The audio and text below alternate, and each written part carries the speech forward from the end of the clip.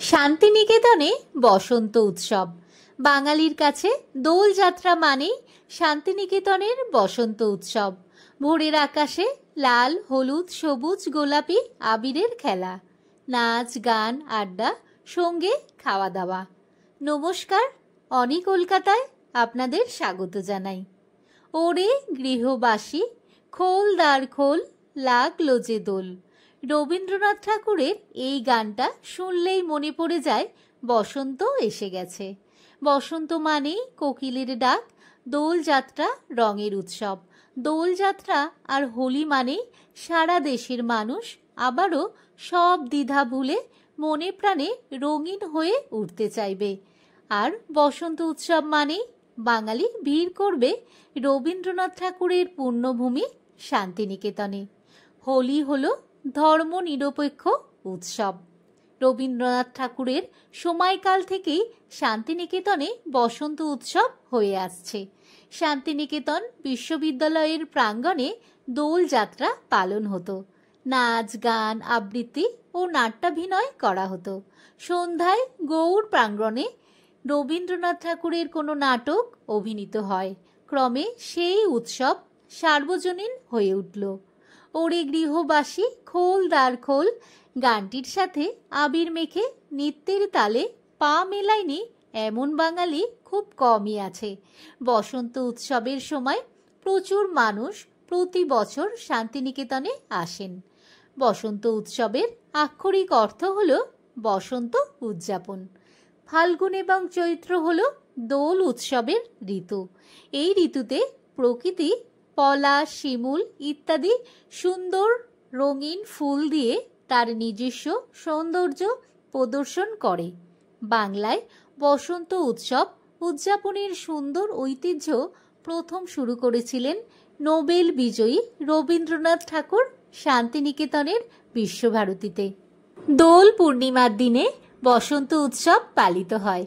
সকালে দীর্ঘ সঙ্গীত নৃত্যের একটি শোভাযাত্রা বের হয় এবং এরপর বিভিন্ন ভবনের ছাত্রছাত্রীরা ঠাকুরের সঙ্গীত, ছড়া এবং নৃত্য পরিবেশন করে। ওই দিন ছেলেমেয়েরা হলুদ রঙের পোশাক পরে বসন্তকে অত্যন্ত মার্জিতভাবে স্বাগত জানায়। দিনের শেষে বসন্ত উৎসবে ছাত্রছাত্রীদের পাশাপাশি শিক্ষকরাও একে অপরের গায়ে রং দেন। বিশ্ববিদ্যালয়ের পুরো প্রাঙ্গণ আবিরের রঙে ভরে ওঠে। সমস্ত দর্শনার্থীদের উষ্ণ অভ্যর্থনা জানানো হয় এবং তাদের প্রত্যেককে এই আনন্দ উৎসবে যোগদানের জন্য স্বাগত জানানো হয়। বাতাস কেবল প্রাণবন্ত রঙে ভরে ওঠে না, বরং আনন্দ এবং আশার অনুভূতিতেও ভরে ওঠে, যা সমগ্র পরিবেশকে মনোমুগ্ধকর করে তোলে। সন্ধ্যায় বিশ্বভারতীর সঙ্গীত ভবনের ছাত্রছাত্রীরা ঠাকুরের নির্বাচিত নৃত্যনাট্যের একটি দর্শকদের সামনে উপস্থাপনা করে। প্রতিষ্ঠার পর থেকে বসন্ত উৎসব বাঙালি ইতিহাসের একটি মাইল ফলক হয়ে উঠেছে এবং আন্তর্জাতিকভাবেও আগ্রহ অর্জন করেছে, যা এর উদযাপনের সময় অসংখ্য বিদেশি পর্যটকদের উপস্থিতি দ্বারা প্রমাণিত হয়। পশ্চিমবঙ্গের বোলপুর শহরে অবস্থিত শান্তিনিকেতন সবার রঙে রং মিশিয়ে দেওয়ার এক পরম আনন্দ বা উপলক্ষ। শান্তিনিকেতনের দক্ষিণা বাতাসে বসন্ত এলেই সবুজের সমারোহ আর কোকিলের ডাকে আশ্রমিকদের মনে গুনগুনিয়ে উঠত বসন্ত এসে গেছে। যদিও অপেক্ষা ছিল ফাল্গুনী পূর্ণিমার। খোল করতাল সহযোগে বসন্তের গান গাইতে গাইতে আশ্রম পরিক্রমা চলত। আশ্রমিকদের বাড়িতে বাড়িতে তখন আম্রপল্লবের পত্রলেখায় পৌঁছে যেত বসন্তের আমন্ত্রণ লিপি। এই আমন্ত্রণ প্রকরণের মধ্যেও ছিল একটা স্নিগ্ধ আন্তরিকতার স্পর্শ, উৎসবের গান, নৃত্য ইত্যাদি। আসর শেষে আশ্রমিকরা যেতেন তাদের গুরুদেব রবীন্দ্রনাথ ঠাকুরের পায়ে আবির দিয়ে প্রণাম করতে। এক আসরে বসন্তের গানের সঙ্গে স্বতঃস্ফূর্ত নেচে ওঠেন রবীন্দ্রনাথ ঠাকুর। এর কয়েক বছর পর থেকেই আম্রকুঞ্জের সকালের অনুষ্ঠানে প্রত্যক্ষ অংশগ্রহণ শুরু হয় আশ্রমগুরু রবীন্দ্রনাথ ঠাকুরের। শান্তিনিকেতনের দোলের উৎসব নতুন মাত্রা পেয়ে হয়ে ওঠে বসন্ত উৎসব। দোলের উৎসবকে নান্দনিক করে গড়ে তোলার প্রয়োজন উপলব্ধি করেছিলেন রবীন্দ্রনাথ ঠাকুর। রবীন্দ্রনাথ ঠাকুর ভাবলেন এটাকে একটা শৃঙ্খলার মধ্যে বেঁধে দিতে হবে। উনি সকালে বসন্ত উৎসব বলে একটা বিধিবদ্ধ উৎসব করা ঠিক করলেন। তখন থেকেই আরম্ভ হলো সকালবেলার অনুষ্ঠান। তাতে গান হবে, কিছু নাচ হবে, ছেলে মেয়েরা নাচবে, গুরুদেব আবৃত্তি করবেন। তখন থেকেই ওরে গৃহবাসী গানটার সঙ্গে নানা রকম অর্ঘ্য সাজিয়ে নিয়ে মেয়েরা আসতো এই উৎসবে। 1934 সাল থেকে নবীন নাটকের জন্য লেখা ওই গানের সঙ্গে শোভাযাত্রায় জুড়ে গেল নাচ। মণিপুরী নৃত্যশৈলীর একটা সিম্পল স্টেপে সবাই নাচলো। আগে তাল পাতা দিয়ে বানিয়ে দেয়া হতো শোভাযাত্রীদের হাতের ডালি। তার কোনোটিতে থাকতো ফুল আর কোনোটিতে আবির। অংশগ্রহণকারীরা সংখ্যা যত বাড়তে থাকলো, নাচের দলেও এলো নানা বৈচিত্র্য। যুক্ত হলো কাঠির নাচ, মন্দিরার নাচ, হাতের তালির নাচ।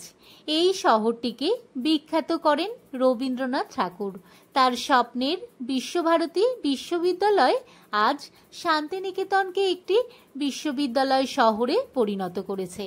প্রতি বছর এখানে হাজার হাজার পর্যটক আসেন। শান্তিনিকেতনে বসন্ত উৎসব হলো প্রকৃতি, সংস্কৃতি এবং বসন্তের আনন্দময় আগমনের উদযাপন। এটি এমন একটি সময় যখন মানুষ একত্রিত হয়, প্রাণবন্ত রং, সঙ্গীত এবং নৃত্যে নিজেদের ডুবিয়ে দেয়, যা বাতাসকে ভরিয়ে দেয়। হোলিকা দহনের মাধ্যমে উদযাপন শুরু হয়, যেখানে লোকেরা প্রার্থনা করার জন্য অগ্নিকুণ্ডের চারপাশে জড়ো হয় এবং আগামী বছরের জন্য আশীর্বাদ প্রার্থনা করে। হোলির দিনে লোকেরা রং এবং পিচকারির মধ্যে রঙিন জল ভরে খেলা করে। বাতাসে হাসি, সঙ্গীত এবং নৃত্য ভরে ওঠে যখন লোকেরা একে অপরের মুখে আনন্দের রং মাখিয়ে দেয়। নতুন বিশ্ব ঐতিহ্যবাহী স্থান হিসাবে স্বীকৃতি পাওয়ার জন্য ভারতকে অভিনন্দন জানায় ইউনেস্কো। ইউনেস্কোর এই স্বীকৃতি কেবল ভারতের ঐতিহ্যকেই উদযাপন করে না, বরং সাংস্কৃতিক ও শিক্ষামূলক আলোকবর্তিকা হিসাবে শান্তিনিকেতনের বিশ্বব্যাপী তাৎপর্যকেও আরও জোরদার করে। ইউনেস্কোর কর্তৃক গৃহীত বিশ্ব ঐতিহ্য কনভেনশন ভবিষ্যৎ প্রজন্মের জন্য এই ধরনের ব্যতিক্রমী স্থানগুলিকে সুরক্ষিত করার চেষ্টা করে, তাদের সার্বজনীন মূল্য এবং তাদের সুরক্ষায় আন্তর্জাতিক সহযোগিতার প্রয়োজনীয়তা স্বীকার করে। শান্তিনিকেতন ভারতের 41তম ইউনেস্কো বিশ্ব ঐতিহ্যবাহী স্থান।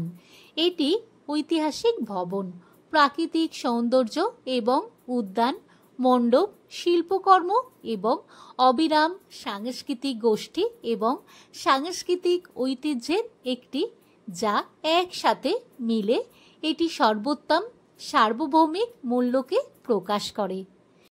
সকলকে দোল এবং বসন্ত উৎসবের আন্তরিক অভিনন্দন। ভিডিওটি ভালো লাগলে লাইক, শেয়ার ও সাবস্ক্রাইব করে দেবেন। সবাই ভালো থাকবেন।